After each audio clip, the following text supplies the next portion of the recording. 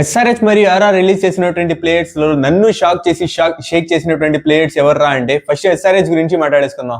SRH side నుంచి Adam Zampa మరియు మొహమ్మద్ షమీని అయితే రిలీజ్ చేశారు. ఇంకా రాహుల్ చహర్ ని విలన్ కూడా వదిలేసినారు కానీ నన్నంటూ షాక్ చేసినది ఆడమ్ జాంపా. ఏంటి ఆడమ్ జాంపాని వదిలేస్తున్నారా అన్న ఫీలింగ్ అయితే వచ్చింది. సో మంచి బౌలర్ అతను, సో తెలిసిందే మనకి. సో అతను వచ్చేసి వదిలేశారు. సో మొత్తానికి అయితే ఆడమ్ జాంపాని వదిలేశారు. అండ్ మొహమ్మద్ షమీన్ అంటే లక్నో అయితే ట్రేడ్ చేసుకునింది. సో ఇంకా నెక్స్ట్ వచ్చేసి ఆర్ఆర్ సైడ్ నుంచి చూసుకున్నట్టయితే ఆర్ఆర్ అయితే శామ్ కరణ్ మీరు రవీంద్ర జడేజాని తీసుకున్నారు కదా.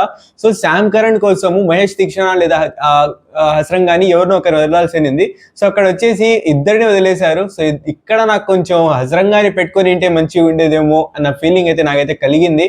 సో ఎందుకంటే అతను అంత బెస్ట్ బౌలర్ ఇంకొకడు అంటే మరి ఆ టీంలో వచ్చేసి మంచి బౌలర్ ఉండే అతను. సో అతన్ని పెట్టుకొని ఉంటే మంచిగా హెల్ప్ అయ్యేదేమో. అంటే అఫ్ కోర్స్ 1-2 మ్యాచ్లు బాగలేకుండే కానీ సో అయినా సరే మంచి బౌలర్ ఉండినాడు. సో ఈ రెండు అయితే నాకైతే షేక్ చేశాయి రెండు టీమ్ సైడ్ నుంచి కూడా.